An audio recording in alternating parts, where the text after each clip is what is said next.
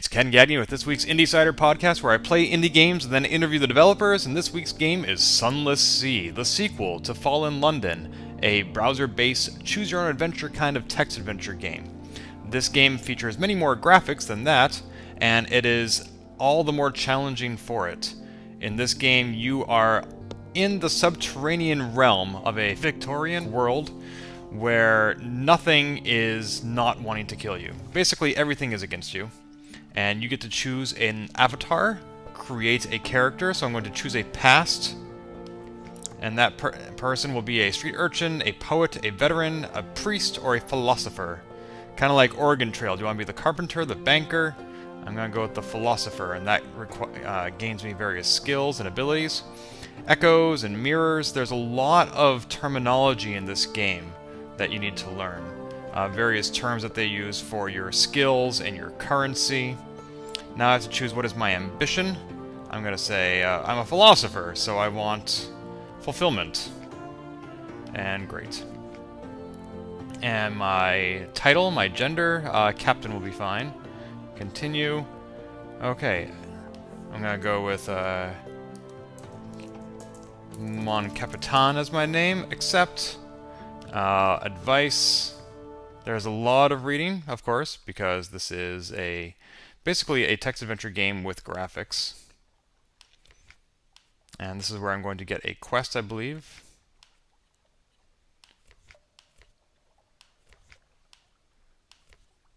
And this is actually where I can start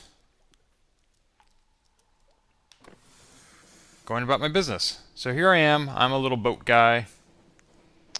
And this is London as we know it.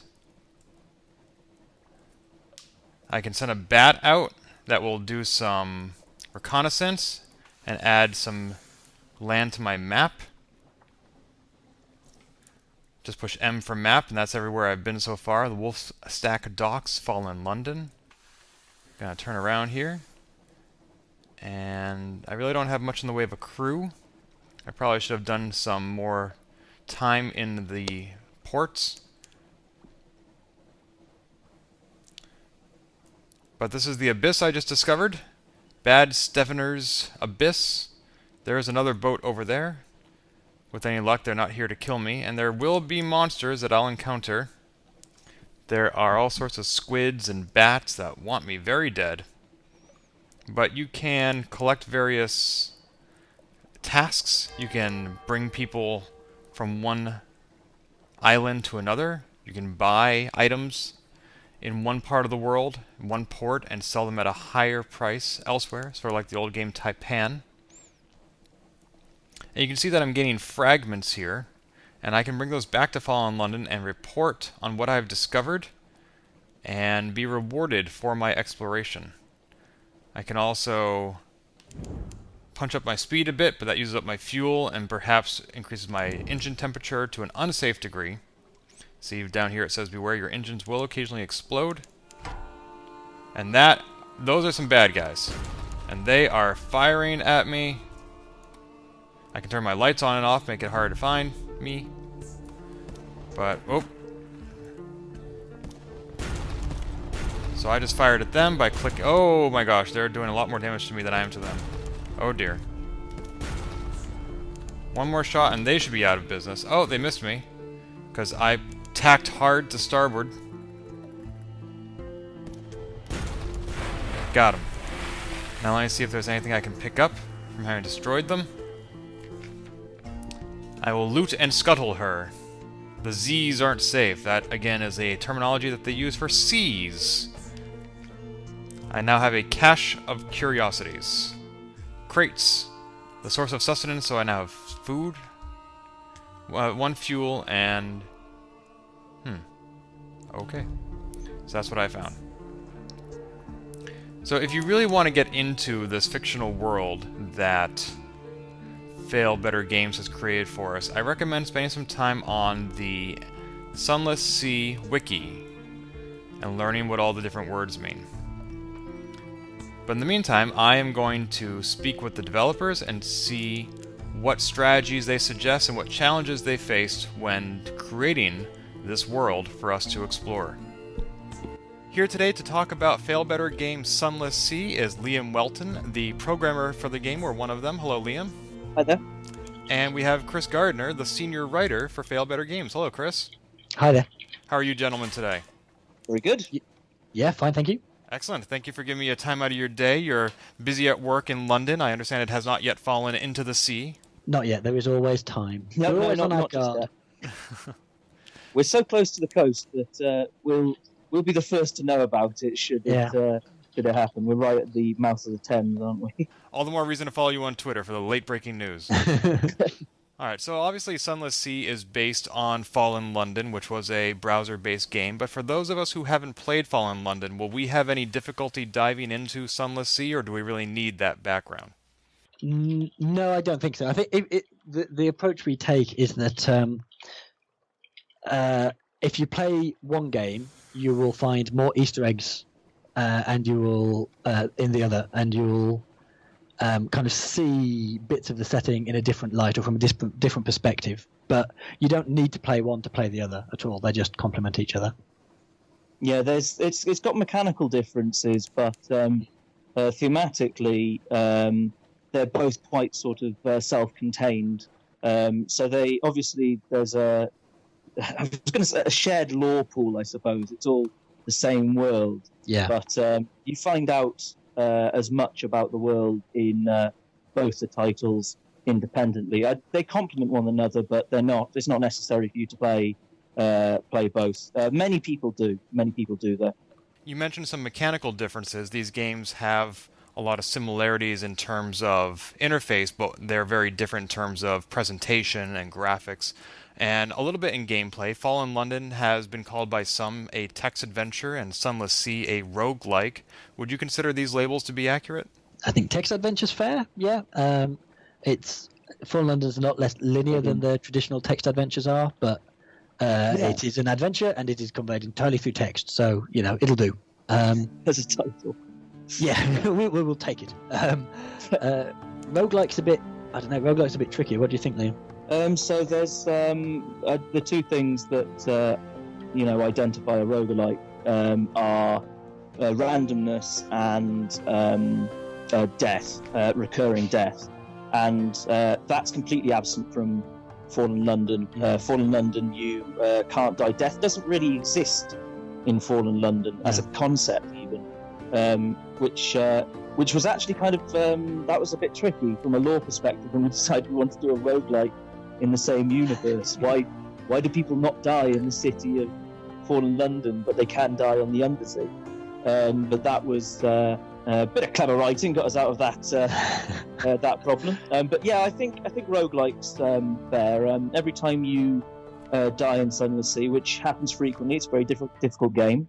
The world kind of resets, but the map changes, the environment changes. So there's this new sense of exploration. You've got to once again set out on your boat, discover the optimum sort of routes to different islands, find those stories again. So yeah, I think roguelike is I think actually roguelite, which is often used as a slightly derogatory term. I think that's probably acceptable. It certainly doesn't obey the rules of a roguelike, absolutely, but there's definite roguelike influences. And I mean, there's people who the term roguelike begins and ends with ASCII 2 graphics, right? If you haven't got ASCII 2 graphics, you're not a roguelike. So it's and people spend a lot of time arguing about what is and isn't. But Sunless Sea has got some very strong roguelike elements. So people who like certain stuff about roguelikes will like Sunless Sea, I think, as well. And what you said, what Liam just said about we had this thing where in Fallen London you can't die, in Sunless Sea it's a major part of the gameplay, and Liam said that some clever writing got around that. I feel like quite a number of times we've had a problem arise, which has been solved by Alexis, our CEO, going, "Hang on, I'll go and make something up," and going away and inventing some story justification to make it all make sense again. Like when you added snow in, Liam, into Sunless Sea, you added all this snow animation, and Lex went, "Oh, hang on, we're underground. No, wait, I'll make something up," and and went and added in a kind of explanation for the snow in fiction, which ended up being this kind of really cool element to the story. One of the aspects of a roguelike, depending on your definition, is not just the randomness and the permadeath, but also turn-based actions. And the game is, in a way, turn-based in that it's not time-sensitive. You can take your time reading the menus. The one element of the game that is real-time is the battle system. How did that element of the game evolve?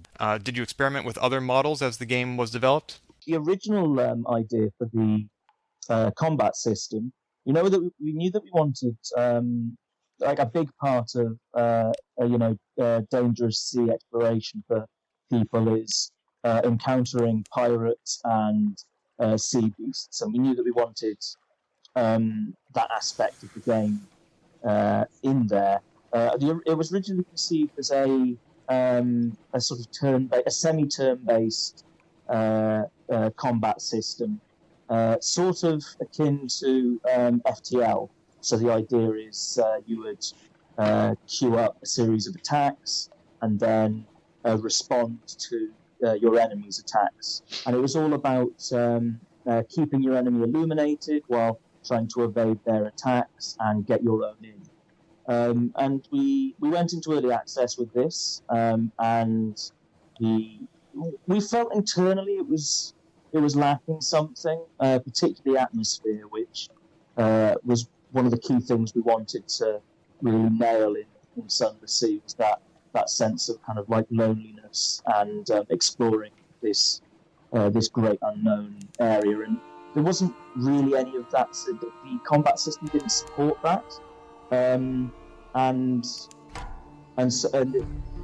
a result, it didn't get a lot of good feedback from our early access players. And it was something we weren't happy with internally either. And after the success of early access, the response was so much better than we'd anticipated. We felt that we could probably afford the time to revisit the combat system and make some changes. And our initial plan was to very much keep it the way that it was, but just kind of like file off some of the rougher edges and try and make it more exciting. But the more we attempted that, the more it seemed clear that there was something that was wrong about taking the players out of the sailing experience. It kind of lost this immediacy that we then had to kind of like put back in with mechanics, and it soon became very complicated. And we decided to experiment with real-time combat, and even the initial experiments, we were surprised how much better it fitted in with the tone of the game. It was a difficult balance to strike. Still, we didn't want something that immediately felt like you were always sailing on a battleground. It just sort of evolved out of experimentation and kind of like feedback, like initial feedback from people in early access. It was a lot more. It was a lot more of a kind of traditional term, like real-time combat system than we had envisaged for it, but it really just felt like it fitted the game that Sunless Sea had developed into by that point. Now, you mentioned the success of early access. This game was released via that model on July 1st, pending a February 6th, 2015 release. Mm-hmm. In those several months, how else did the game evolve? What kind of feedback did you get from players that you incorporated into the final release? There were a couple of like key areas. One thing that people just kept on saying was they wanted more stories, and that's exactly what we wanted to give them anyway. But I think our original estimate for the amount of content we'd write, I think we far exceeded that. Mm. And people were still hungry for more. The sense of difficulty, it started off, we very much wanted it to start off as about the hardest iteration of the game that there would be. And then over time, we would sort of loosen the screws in the right places. So that slowly happened, and there were specific things that people felt were particularly kind of cruel. Terror was at first a very, very dangerous mechanic, and so we kind of we sort of like made that a little more gentle. But in addition, we gave players much better feedback on what was affecting their terror. It was originally you sort of had to guess, given the kind of rough environment that you were in, what was affecting your terror. But we started giving people better visual cues for that.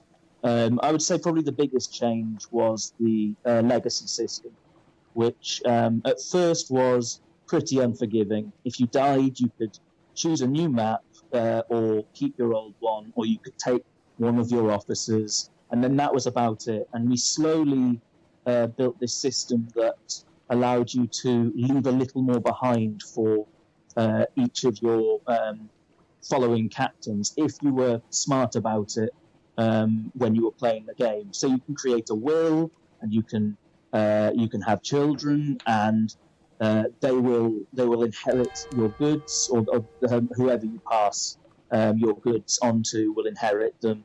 And there are items throughout the game which are difficult to find, but will give you like permanent increases to your stats.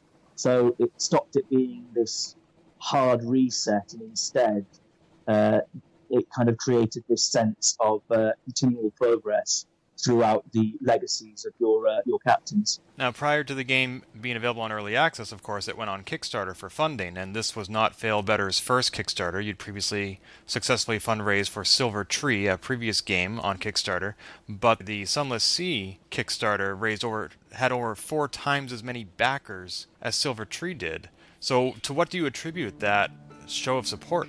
I think there's certainly something to be said for the fact that we had done a Kickstarter before. By that point, I think we knew much better how to do it.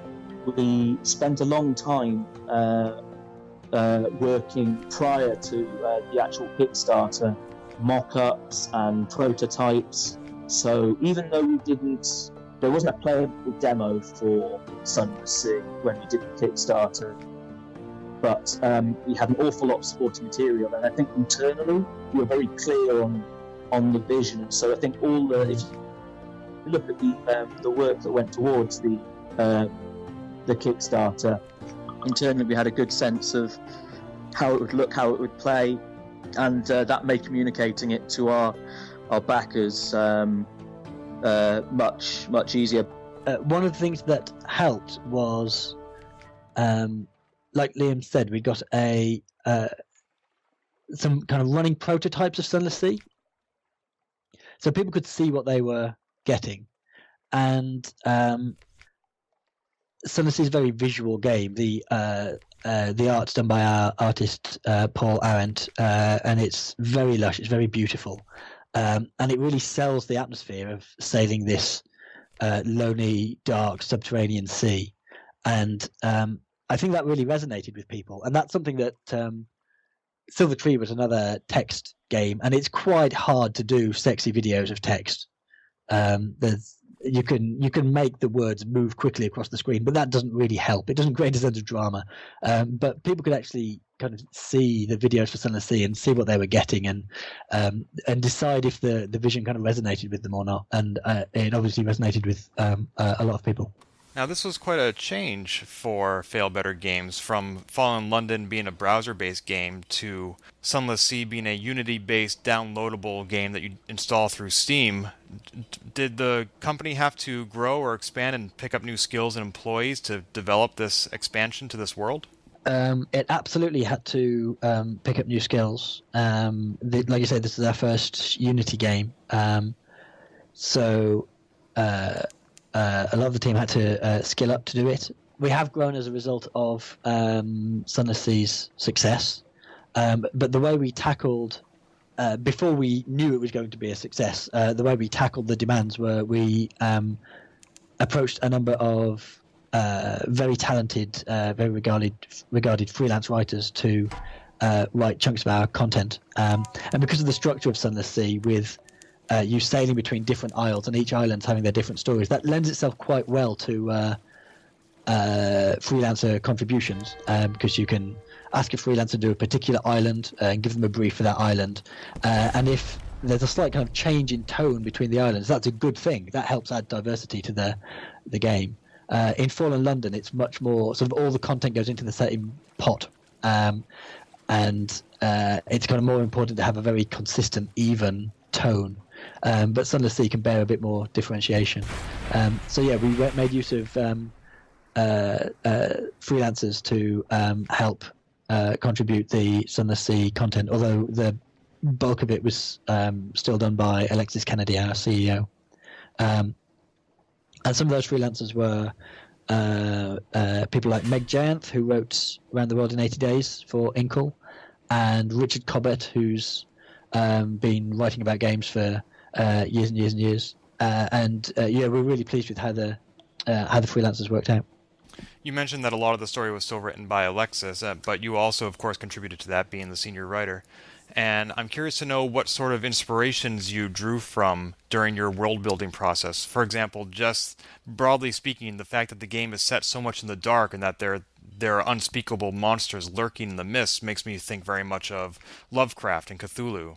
So what sort of inspirations were you using? I should say that I mostly work on I mostly work on Fallen London, but I did do some of the islands for Sunless Sea. I did some of the ports and some of the companions. The world building process, so it's just part of the writing process. There's not like a separate phase where we've sat down and said, this is how all the world works. These are all the backgrounds, these are all the people, these are all the secrets. Because Fallen London started as a small browser game that Alexis was creating with Paul, our artist, on his own. And they built as they went. So they established some basic kind of facts about the setting, and then as they wrote content, they added to it, and as the company took on more writers, they started feeding into it as well. But the world process and the writing process are they're absolutely intertwined. They're the same thing. You can't separate them. And we always look to our foremost inspirations, I think, are period ones. So a lot of people mention Lovecraft, and I think it makes sense to me. Why? Because there is this sense of eldritch horror to everything, and there's quite a lot of tentacles. But I think in terms of the horror, Clark Ashton Smith is probably a bigger influence, and the ghost stories of M.R. James. I'm trying to think of other major influences. I know for Sunless Sea, Alexis read a lot of Conrad, and my brain's failing me, but the guy who wrote the Master and Commander series. But they're full of kind of dense nautical research as well, and we do a lot of factual research as well about shipbuilding and sailing and the history of the period and the characters of the period as well. And quite a few, well, not quite a few kind of historical characters appear in Fallen London, in the Fallen London setting, often with different names. Are there any sailors on the Failbetter team? That is a good question. I don't think there are, but the offices are in Greenwich, right next to the river, and there's like a port, but you can see the port from the office window, and the Cutty Sark, a very famous ship, is sort of within walking distance. So there's a strong kind of nautical tradition, I think, to where Failbetter is based. Makes sense. Now, on the topic of world building, Failbetter Games also worked with BioWare on a browser-based prologue to Dragon Age Inquisition. I believe that game was called Dragon Age: The Last Court. That's right. Were you involved in that project at all?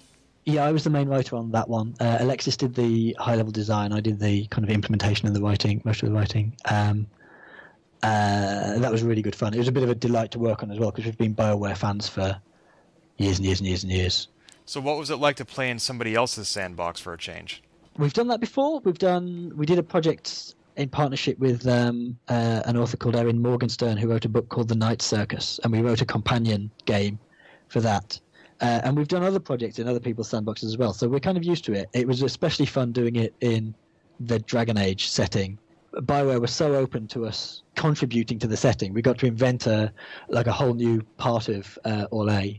And they were incredibly open about sharing access to their documentation about the setting, answering our questions when we had them, kind of checking when we had dialogue that was from like a major established character of the series. Someone at BioWare would check it to make sure it was in character and didn't violate anything. So it was a very close and satisfying collaboration. I've read The Night Circus. I had no idea you'd worked on a game for that. Is it still available online? I don't think it is at the moment. No, it was like a promotional thing when the book came out. I don't think it's available right now. Oh, that's too bad. The author was, I think when she wrote the book, she lived in Boston, Massachusetts, which is where I'm calling from. Oh, really? So there's not that she necessarily used any of the setting of Boston, but just knowing that I was supporting a local author made it all that much more enjoyable. Yeah, it's a great book. It's lovely. Yeah. When Sunless Sea went on Kickstarter, it was on Kickstarter in September 2013 with an estimated ship date of May 2014, judging from the early access model, which the game came out July 1st, 2014. You were only about a month behind. Was that about the schedule you were anticipating? Because I know that Kickstarter games have a really bad track record for shipping on time. And at this point, it's almost to be expected, so it's not all that surprising. But what was your experience with setting out that timeline and then adhering to it?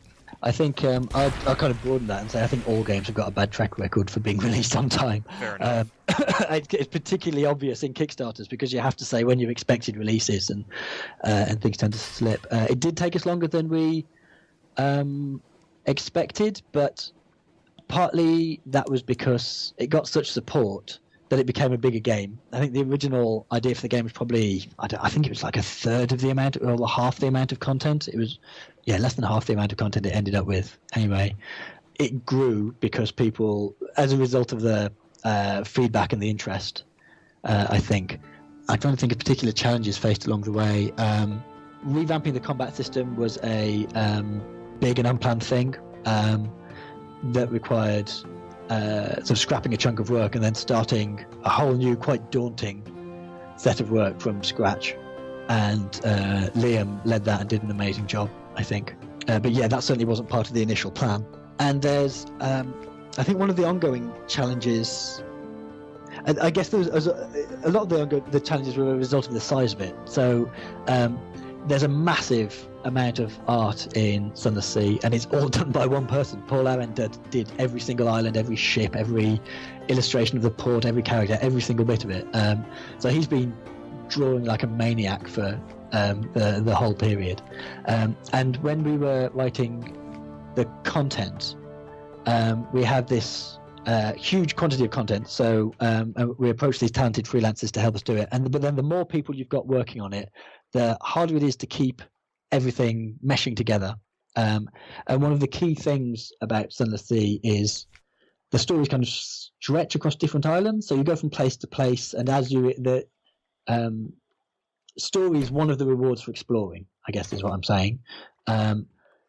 So we want lots of stories that aren't completed on a single island. We want you to travel around and see the world and see how it all links together. And maintaining that level of interconnectivity was quite a challenge. And I think the way that we overcame it was there were certain classes of stories that were so while each island had its own story, which could be quite self-contained, but then your officers who you can recruit have their own stories as well, and their stories always take you to multiple islands, and you'll go somewhere and there'll be an interaction with your officer and a choice to make, and then they'll send you to other places. So those stories naturally help kind of string people from place to place and kind of provide this connective tissue to the whole game, I think. I would love to explore more of the islands, but in the first few hours I've been playing the game, I've learned that I'm not very good at it. I am continuously running out of not only fuel, but especially food, and I know I can butcher some of the monsters I defeat for food, but just being able to gain enough currency or echoes to be able to buy the supplies I need in port is proving really challenging. What sort of strategies or tips would you recommend for first-time players to make it farther into the sea? So it's a tough game, but there are some helping hands in the early stages of it that should help. So the first thing is make sure you visit the Admiralty and get commission to go and find a port. And the initial ports they ask you to find will be fairly close by. And then the more of the game you've played, the more they'll start to ask you to go somewhere else. If you can fulfill an Admiralty commission, that gives you a big chunk of rewards. And the other thing to make sure you do is each time you call at an island, collect a port report, because when you go back to London, the Admiralty will give you fuel and supplies, and sometimes money or other rewards for each port report you bring back. So try to plot kind of sort of circular routes that will take you past several islands on your journeys, and you can use those port reports to kind of mostly cover the operating costs of your journeys. So yeah, make strong use of those. When you find weird stuff out in the game, like when you find stuff from beating monsters or are rewarded with it for doing stuff on islands, there's a character in London, the Alarming Scholar, who will buy quite a lot of it at quite good prices. So when you need money, always make sure to visit him and see if he'll take anything off your hands. And lastly, there's a character who will approach you, I think the first time you return to London. It might even be the very first, when you start in London, actually. And he will offer you he will just give you a load of supplies and fuel to start with. And then later, he will offer you a job of, how can we put this, questionable morality. You don't have to accept that job when he offers it. You don't have to turn him down. You don't have to say yes. You can just ignore the offer for the time being. But if you're struggling in the early phases, it's worth taking his initial gift. And then once you've explored and kind of explored a chunk of your map and you know your way around a bit, then it's worth going back and accepting his second commission. It's worth kind of, once you've got a certain kind of foothold in the game, you start being able to provide kind of insurance for yourself. You can build a mansion that you can keep some of your belongings in. You can pass more of your wealth down to your next captains. You can have arrange for an heir that inherits, so that you leave more behind when you go. So once you've kind of broken through that early barrier, things will get a bit easier in the early game as well. Excellent, thank you. Even though some of those tips may seem obvious, I think I overlooked the obvious stuff. I think I'm so accustomed to games where you can just dive right in and start playing that I may have rushed out of London that first time. And yeah, there's a lot in London. When you start off, there's a lot to look at. So yeah, I think it's not unusual that people miss quite a few of the helpful options in there.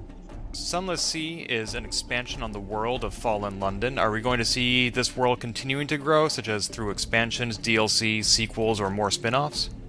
We're beginning to work on an expansion called Submariner, which I can't say much else about, but we're planning that at the moment. And I believe there's more. We've released quite a few content patches to Sunless Sea already. It's quite easy for us to release. I say quite easy. Yeah, it's quite easy for us to release new stories on islands and things. Obviously, it's difficult to write them and everything, but it's easy to get them in the game. It doesn't take a full a whole new patch to do that. There's a button in the game you can use to get any new stories we've uploaded, and I believe there's some more of those. I think there's a small update almost ready to go. I think it's in testing at the moment, that will add some new twiddles to the game, and there's some more content that I think will go out for Kickstarter backers soon, and I'm pretty sure there'll be some more general content released at some point as well, because we really like working on it. Excellent. Well, I look forward to learning more about the world of Fallen London and Sunless Sea. So this game is available now through Steam, and it can be found through failbettergames.com. And Failbetter is on Twitter at Echo Bazaar, I believe. Is that correct? Yes, we've got two. Echo Bazaar is our Fallen London account, and I think we've got a Failbetter Games Twitter account as well. Excellent. And where can we find you online if somebody wanted to follow you? I'm also on Twitter at CH Gardiner. Very good, sir. Well, thank you, Chris, for your time, and for Liam. I understand he had some connectivity issues and had to drop out, but I appreciate him dialing in for the first half of the call. We look forward to hearing more about Sunless Sea. Thank you. Thank you very much.